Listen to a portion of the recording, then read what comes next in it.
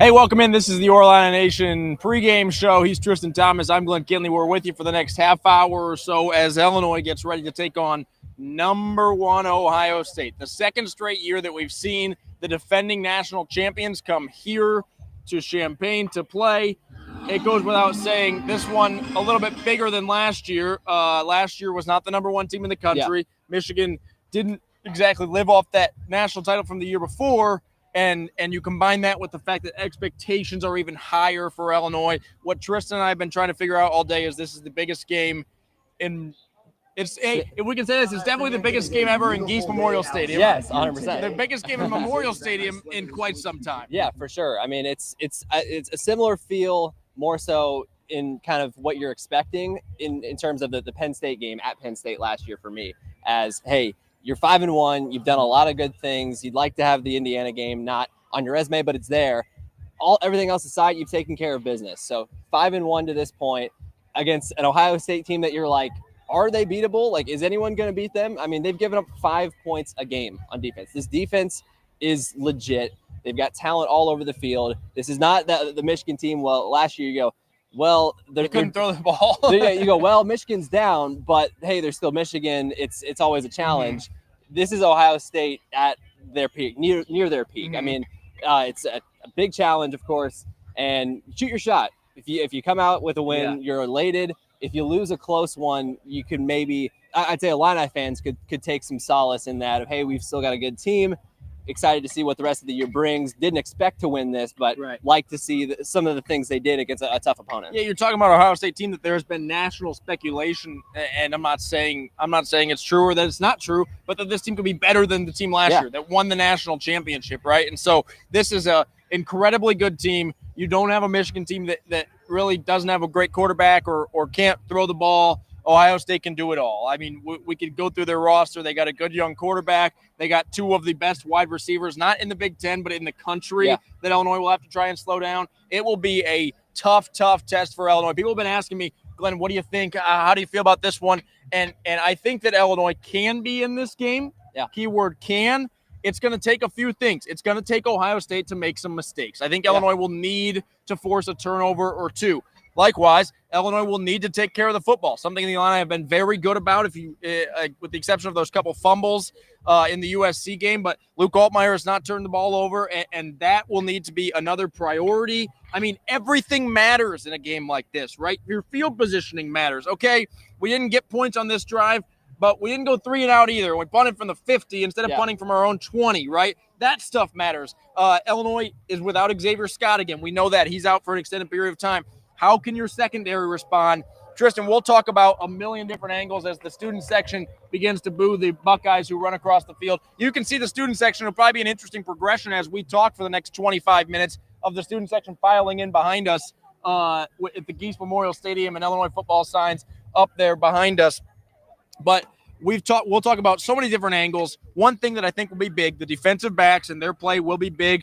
I also think maybe something that people are not talking about enough will be the D-line for Illinois. Yeah. And can that D-line create pressure? You know that Ohio State's going to be good all over the field. They're going to be good in the trenches. And you say, well, Glenn, the D-line, what about the secondary? Let me tell you this. The secondary, if they only have to cover for 3 seconds, they might be all right most of the game. If the D-line can't get home and that secondary has to cover Jeremiah Smith and Carnell Tate for 8 seconds, you might be in trouble, right? Yeah. And that's not a knock on the Illinois defensive secondary. That's nobody can cover those guys for 8 seconds, right? And so the D-line, can they get home? Can they create some pressure? Do you see a forced fumble somewhere in there, right? You're going to need your big players come to play. I remember when the Blackhawks were really good and there was an opposing coach who said about the Blackhawks, their big dogs bite, right? Yeah. Illinois needs its big dogs to bite today. You need Matthew Bailey to show up and have a big day. You need Dylan Rosiek to play at his highest level. Stating the obvious, Tristan, you need Luke Altmaier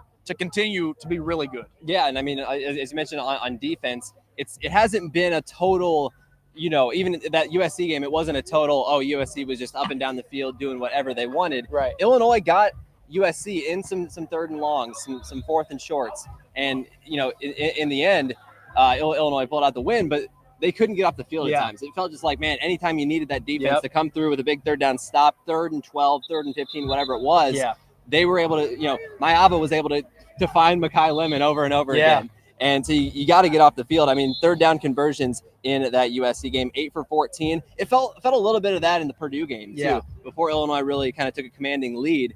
The stats don't quite say that, but eye test wise, it's like, man, Illinois, you need the defense to come through with some big stops, and whether that's play calling, whether that's execution of the play call, is always up for debate between fans and the media alike. But again, you mentioned the turnover genie. It's got to grant some wishes today for Illinois. Some of that is luck. Some of that is mentality. We know this team is keying in on forcing those turnovers. And Luke Altmaier, he's got to impact the game, and he's got to be a dual threat. He's got to make some plays in the run game. We've seen him do that at times. He's got to be a weapon inside the 5, inside the 10. We've seen him catch passes, right? Like he's got to be able to do all those things and make throws in tight windows. That's maybe the best player on Ohio State, Caleb Downs. Only 5'11", may not run the greatest 40 time, but he's a big time hitter, a big time impact in the run game, and that's going to be important for these guards. Center, if it is Josh Kreutz or TJ McMillan, you got to get those combo blocks, get up to the second level, and get a surge, and be able to get us some run game going, get some balance going, and that's always a challenge. No one else has been able to do it against Ohio State. Is their offense able to do that?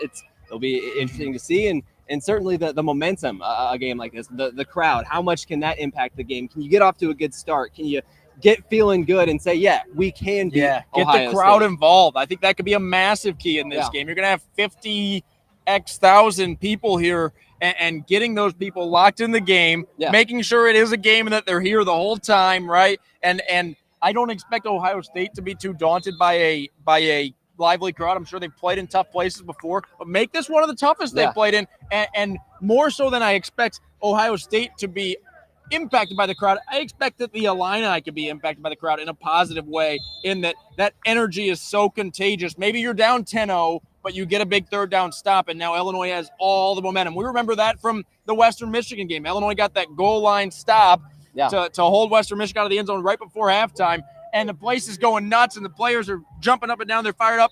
No one was thrilled that they were only up 10-0 at halftime against Western Michigan, but it was a big momentum play. It brought the crowd to life, and this place was jumping because of it. You mentioned a great point, Tristan. Illinois has to get off the field on defense. Ohio State is too good to give the Buckeyes any second chances. What I mean is, you can't let them off the hook. You got them 3rd and 15, you got to get off the field. You force them to punt, you can't muff that punt and give them good field positioning. You cannot let them off the hook. And what Illinois will also need to do, that has been big all year long, it's big for any team, I think it'll be big today, is avoid those 3rd and longs that we're talking about not letting Ohio State get away with.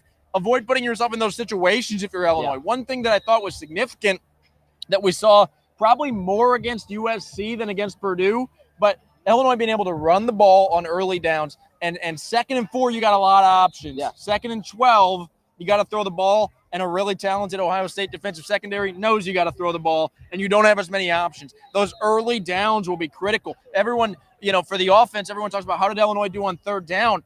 Typically, how you do on 3rd down is impacted greatly by how you do on 1st down and 2nd down. So those early downs will be big for Illinois.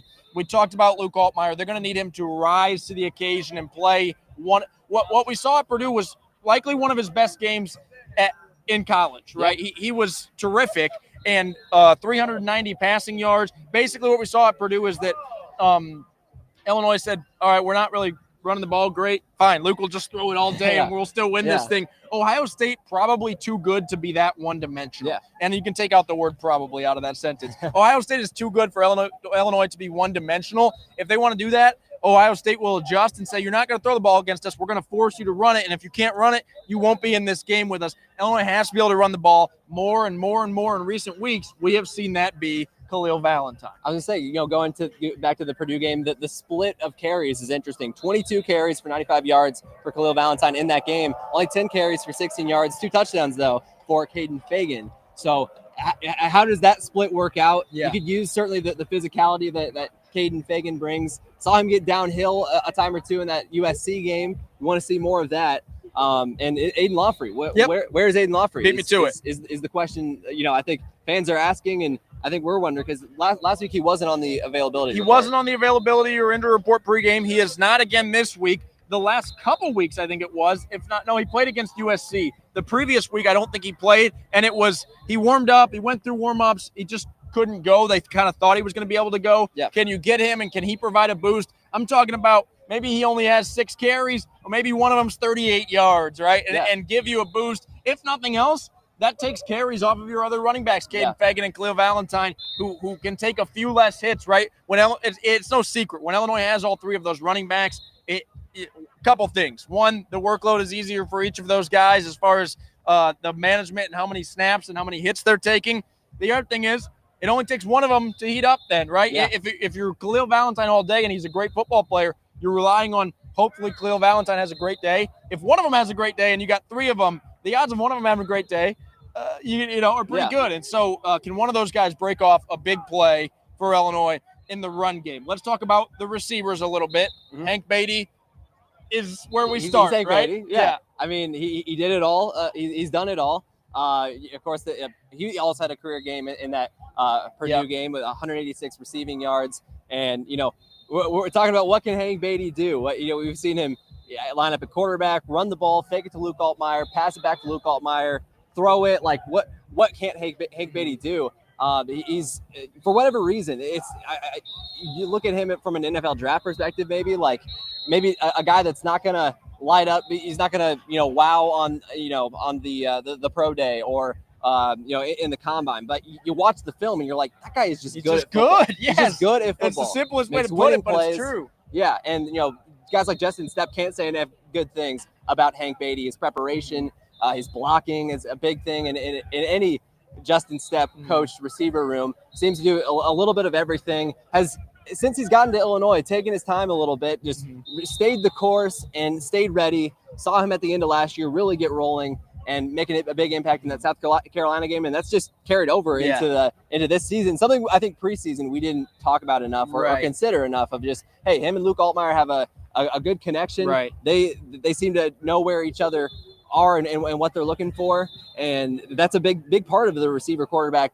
duo. We've seen the other guys get involved, but the familiarity I think is a big part of why those two are like to play with each other. If you're wondering how good Hank Beatty has been, we already talked about Hank on our newscast and on our articles and everything because he's a local kid. He's from Rochester, Illinois, so we cover Hank a lot, and we are quick to run a story when the coaches say good things about him. And Tristan and I and Courtney have had to gauge, like, can every story be a Hank Beatty? And it's like every week we go, we zeroed in on Hank last week. Okay, well, he had 180 receiving yards. We're going to zero in on Hank again. And it's like we run sound bites in the 6 and 10 o'clock from Illini football in our newscast pretty much every single day. And we've had to occasionally say, okay, maybe this one can't be about Hank Beatty because he's a local kid. Like I said, we already loved covering him. He's an easy guy to root for. And then he's been that good that, of course, you're going to talk about him. I don't care if he's from Croatia with the Ivicic twins. We're going to talk about him if he's catching that many passes from Luke Altmaier. He's been tremendous. What we keep kind of, I don't know if waiting is the right word, but wondering about, and we talked about this with Pat Bryant last year, but is there a team that decides we're taking this guy away? Even if it's for a series or a drive, we're taking this guy away. You got to beat us with somebody else. And if Illinois can prove it can beat him with somebody else, then, okay, we can't put that much tension on Hank Beatty because Justin Bowick and Hudson Clement and Colin Dixon will beat us. But if Illinois can't prove that, it could be an issue. Now, I will say, with Pat and with Hank thus far this season, that hasn't been – with Pat, we kept waiting for that, and it was like, no, Pat's so good, it doesn't really matter how much attention they put on him. Yeah. Luke's going to find him.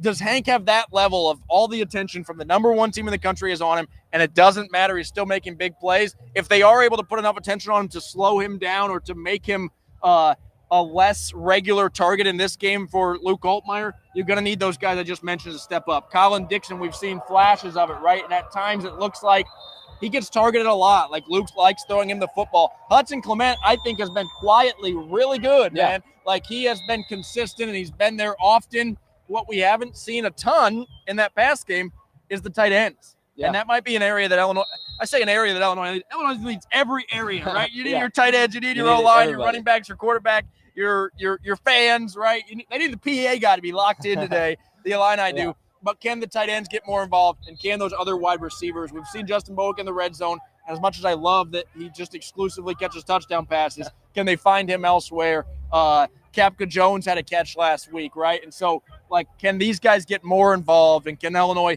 have enough options where Ohio State says, we can't zero in on one guy because they got 7 guys on the field that can beat us? Yeah, it may be a case of Ohio State, being okay with not giving up the big play, not giving up the long Hank Beatty play or the long Colin Dixon play we've seen him make over and over again. Can Hudson Clement really, get some extra yards, be a big impact in that short to intermediate game? In the screen game, we've seen him get involved there as well. And as you mentioned, the Central Illinois guys, it's something Brett Bielema has talked about. It's obviously been an impact, a focus of his recruiting. He's going to come in and recruit the state of Illinois.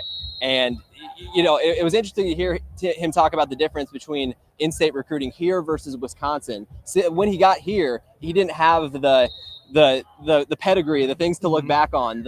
Wisconsin has been good your whole time here. Like, let's come make more great memories. It was kind of there haven't been many great memories lately. Come make your own. Come, make your own story type thing here at Illinois. And I think when you talk about the crowd and you talk about the environment of a game like this, I remember, I believe it was maybe Iowa or Minnesota, one of those teams said it was tough to play at Illinois because there wasn't much of a crowd. It was tough the other way.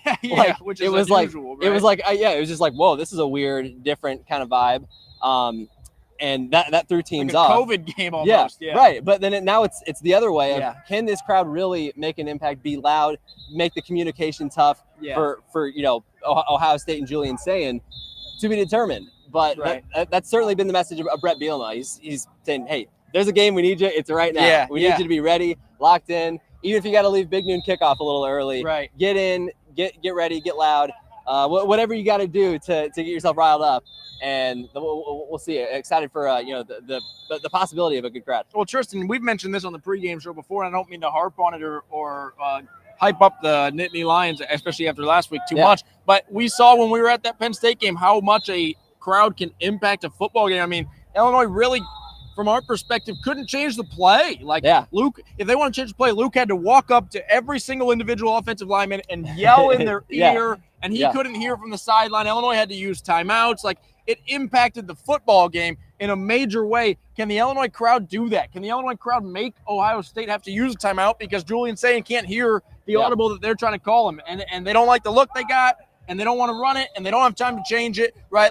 All of this stuff matters in a game this significant. Tristan, we are 20 minutes into the Orlando Nation pregame show. He's Tristan. I'm Glenn. We appreciate you watching however you're watching. And a reminder that after this game, Brett Bielema's postgame press conference will live stream right back here wherever you're watching it. We haven't talked about Gabe Akis yet. And for Illinois to win a game of this caliber, I mentioned you got to have your big dogs bite. Gabe Akis is one of those guys. The Illini will need Gabe Akis to step up and be the NFL talent that everyone here in Champaign-Urbana and most people outside of Champaign-Urbana believe that he is. You're going to need him. You're going to need James Thompson, right? You're going to need Tomiwa Duro-Jaye and Kurt Neal. Gabe Akis has been consistently good. And he was very good last year. I don't know, and you can correct me if I'm wrong here. I don't have the stats in front of me, but I don't know that he has had a game where you said Gabe Akis just wrecked the game and he ruined it for the opposing offense. This year, I mean. And I go back to my days when I was out in Kansas covering Kansas State and Felix Anyudike-Uzama at K-State, who ended up being a Chiefs first-round draft pick. The guy had 4 sacks in a game, and he originally had 6, but 2 of them he forced a fumble on, and the ball bounced forward, and so he didn't get credit for those 2 other sacks. So he really had 6 sacks in the game, and it didn't matter what else happened because the offense simply could not block him, right? That's what Illinois needs Gabe Akis to be today. They need him to be a game breaker to where you're in the third quarter, and I'm talking about people who maybe didn't have much of an interest in Illinois, Ohio State, and threw it on the background, and they're saying, oh my gosh, this Gabe Akis guy is a nightmare for opposing offense. Well, and a high bar comparison, I'm thinking, but Max Crosby for the Raiders in that Bears game, where it's just like every time you're watching it as a Bears fan, you're like, oh no, where's Max Crosby? Like, how is he going to impact this play? And certainly when you talk about an NFL draft perspective, what you could do, a big performance in a marquee game like this against a marquee opponent like Ohio State can do wonders for your draft stock. I mean, you talk about just one game on a national stage. These scouts aren't locked in on every single Illinois football game like we are. But they're locked in on this one. Yeah, they're locked in on this one. They could think back to, what about that Ohio State game? What happened there? The Penn State game was the same thing. And you talk about Luke Altmaier, and it's like, well, yeah, he had a good year, but the Penn State game, he didn't look that great. This year, well, the Indiana game. Like, this is another opportunity against a marquee opponent to really solidify yourself as, hey, like, if you put me up against the best, I can show out. I can have a big game. Tristan, let's step to the side real quick. Get our people a view of the student section filling in here. It's probably a third of the way full right now. The clock showing 76 minutes until kickoff here, or until the coin toss, or whatever it may be. Pregame here. This is the Illini Nation pregame show. Real quick, if you haven't already, go to my Twitter or Facebook, or send me a message or drop a reply on Twitter of your random predictions. We'll get to those at the end of the show. Tristan and I will do random predictions, not score predictions, just random things that we expect to see happen. It's out of the blue, and we'll come up with those here in the next 5 minutes, and we'll get you those.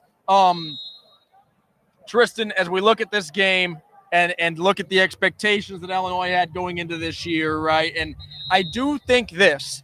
I don't think that Illinois is intimidated by this opportunity. And I think that's a testament to Brett Bielema and the confidence that he has built in this team. The other thing I will tell you, I think Illinois is really, really confident in its ability at the end of the game, as it should be. Yeah. Illinois has been so good in those end-of-game situations, and Luke Altmaier specifically has been so good in those situations that I'll tell you this, if Illinois has the ball down 7 in the fourth quarter, I think most of the people in this place and most of the guys on that Illinois sideline are going to have the genuine belief, not we might be able to pull this off, but a genuine belief of we're winning this football game, right? That is important, but Illinois has to get there.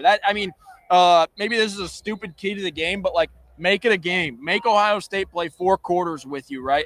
And get down to that fourth quarter and say, Brett Bielema has said it before in plain words. He said, fourth quarter, that situation, we need 6. There's nobody else I want under center in the country than Luke Altmaier. He has that great belief in that guy. Luke has that great belief in himself. If Illinois can get to that point, you feel pretty good about it. And I'll dig way too deep into the weeds here real quick. Yeah. But if you're looking at a college football playoff picture, Penn State lost to UCLA, already has a couple losses. Penn State is currently unranked. Okay, maybe there's the yellow buck. You want to get it on here? Can we get the yellow buck on the pregame show? We'll get the yellow buck on the Illini Nation pregame show here. The Illini trying to bring this thing back to Champaign today against Ohio State. Thank you very much, Zach. The yellow buck feature here on the Illini Nation pregame show. Football, right? Yes, the Illini have the cannon. The Illini have the hat against Northwestern, and now they're trying to get a really big one today. Big get for the pregame show. How about that? Yeah, there we go. Just like we drew it up here. Guess. It's over here. We're right next to the big noon kickoff set. I'm assuming they will have it on that show pregame here ahead of Illinois, Ohio State. But yeah, get to that fourth quarter, make them play 4 quarters, and see what Luke Altmaier can do late in that game, right? And who can rise to the occasion. Should we get to the random predictions? Do you want to do ours first, or some of the ones we have submitted? Let's do it. We can go through the replies first. Okay. You got one up? First one, yeah. So from SC Central 21, the Illy Special will make another appearance, and Altmaier will catch his 2nd touchdown of the season. I was thinking it's something, you got to, I think, get tricky at some point. You got to pull out all the stops in a game like this, man. I mean, even the Michigan game, we saw the fake punt to Tanner Arkin, right? Mm-hmm. Like, you got, I believe Brett Bielema and or Barry Lunny have something up their sleeve if they need it. Yeah. We got another one here from Mike Hill. Gabe Akis comes out flying on the first series. Illinois 20, Ohio State 17. I tell you this, if Illinois can hold the Buckeyes 17 points, Aaron Henry's going to go home pretty happy today. I know you feel pretty good about that.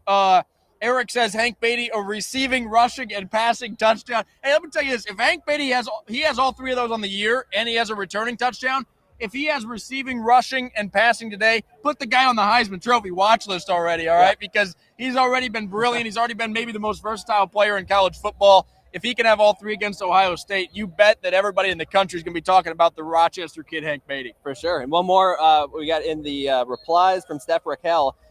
Special teams get a special score. Let's see that block punt for a TD. That would be big. You saw that in the Indiana game, how big that can be in getting the crowd going, getting the momentum going your way. If Illinois to replicate that would be huge in this game as well. Tristan, do you have a random prediction, or I have mine if you want me to go first? Random prediction. I'm not going to go with I've gone with a receiving touchdown the last couple. I'm going to go James Thompson strip sack. Okay, I like it. You've seen him make an impact in the run game a little bit, but can he make a marquee play that you're like, wow, that flipped the script and was a big impact turnover? The Wisconsin transfer, James Thompson. I'm also going to go on the defensive side of the ball. Okay. I'm going to go with the Ohio kid, the true freshman, Grant Bierman. I think he makes a big play in this game with a whole bunch of his friends and family probably saying, I hope Grant has a good game, but I kind of hope the Buckeyes win in this one. Yeah. I think Grant Bierman makes a big play. I'm going to regret making this specific of a prediction because then if he has like 3 sacks, people can still say I was wrong, which is fine. I am going to get crazy here. Grant Bierman interception. Wow. I'm calling on the Illini Nation pregame show. We'll see. I'm sure that he will have a million texts if he can come up with something like that or a big play of any variety against the Buckeyes here. Illinois is going to need its true freshmen like Grant Bierman. Illinois is going to need its sophomores, juniors, seniors.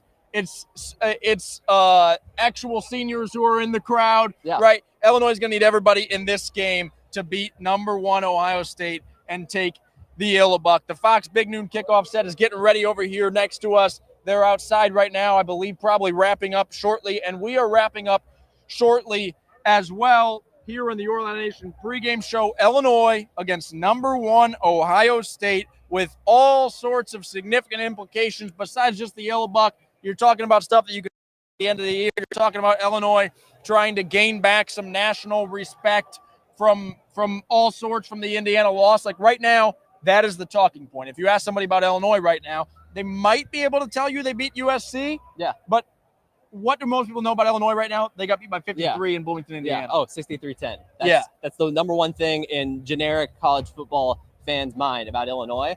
And a chance to flip that and kind of not erase that Indiana game, but a win today would just be unreal. That would be your talking point.